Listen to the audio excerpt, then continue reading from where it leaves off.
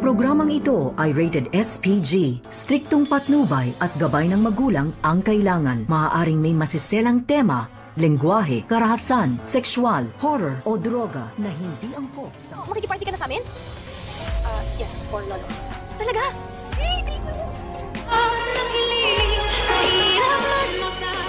Narito na nga ating abangan ngayong Lunes sa abot kamay na pangarap. Tuwang-tuwa naman itong si Annalyn Santos nang malaman niya mula dito sa coordinator na may nauna daw sa kanya bago siya dumating. At ang tinutukoy nito ay walang iba kundi ito ngang si Justin. At dito nga nakita ni Annalyn at tinanong itong si Justin na kung ano daw ang ginagawa niya dito sa event. At dito naman na sinabi ni Annalyn na kung makikiparty na ba daw itong si Justin sa kanila. At ang sagot naman dito ni Justin kay Annalyn na oo, para daw kay Lolo Pepe. At dito hindi napigilan ni Annalyn ang kanyang sarili na lapitan itong si Justin at yakapin. At dito naman na kinatuwa din ni Justin itong ginagawa na suporta ni Annalyn sa kanya. Samantala, dito naman nakapagdesisyon ng mga kaibigan ni Annalyn na tulungan siya sa mga ginagawa nilang dekorasyon. At dito napansin ng mga kaibigan ni Annalyn na ang litrato nga daw dito ni Zoe na nagawa daw itong magbakasyon at itong si Moira sa kabila ng lahat sa nangyari nga dito kay Don Pepe. At maya-maya nga ipinakita nila Nurse Karen itong larawan na nakita ng mga kaibigan ni Annalyn. At dito naman na tinanong ni Justin itong si Annalyn na okay lang ba sa kanya ang mga ginagawa ni Zoe na kahit ay tinatarayan niya at maldita, ito ay nagawa pa rin tanggapin ni Annalyn. At dito sinagot ni Annalyn itong si Justin na kinakailangan daw niyang gawin iyon dahil sa kapatid niya nga daw ito. At dito hinahangaan ang husto ni Justin itong si Annalyn.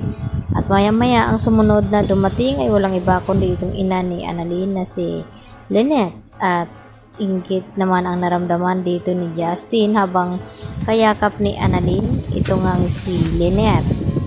At dito niya na naramdaman na sana mayroon din siyang kagaya ng ina ni Annalyn. At dahil dito, bigla din dumating itong si Giselle. At hinahabol nga itong si Justin upang makausap niya at makita sa huling sandali dahil nalaman niya na papaalis na nga ito papuntang US. At yun nga ay parang hindi na matuloy ang pag-alis dito ni Justin papuntang US. Dahil nung nagpaalam itong si Giselle dito kay Justin na aalis na lamang siya ay dito naman pinigilan ni Justin at sinasabihan na mag-usap muna sila at pagbigyan ng kahilingan ng kanyang ina.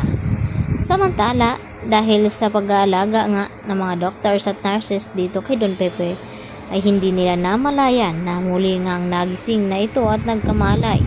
At dito na ipinatawag ni Don Pepe ang mga pulis upang magbigay ng statement kung sino nga ang kumidap sa kanya at nagtangka sa kanyang buhay. At nagulat itong sina RJ at Giselle nang biglang dumating at nalaman dito sa mga kapulisan na ang may pakana daw ng lahat at ang mastermind ay walang iba kundi itong si Moira at itong si Zoe. At dahil napag-alaman nila na wala itong si Moira sa dati niyang tirhan at pati itong si Zoe dahil nagbabakasyon nga ang mga ito. At dito naman na sinabi ni RJ na gagawin niya ang lahat at pagbayarin itong si Moira at Zoe upang makulong at pagbayaran ang lahat-lahat ng mga ginawa dito sa kanyang ama. At hanggang ganun din naman ang gagawin dito ni Giselle dahil tama nga ang kanyang hinala at kutob na may kinalaman talaga itong si Zoe at itong si Moira dahil hindi naman sila agad-agad na aalis kung wala silang kinalaman. Nung malaman nga nila sa attorney na hindi na nga pinapamanahan itong si Zoe at tinanggal nga ni Don Pepe bago nga nangyari itong aksidente na nakidnap itong si Don Pepe. At dahil dito mas tumitindi naman ang pagdududa ni Giselle dito kay Zoe at ganoon din kay Moira. At dito naman sinabi ni Giselle na humanda ang mga ito at huwag magpakasaya dahil kapag nagising na muli ang kanyang ama ay malalaman nila kung ano ang dahilan. Kaya yan ang ating pagkatutukan mamaya mga ludi, dito lamang yan sa abot kamay na pangarap.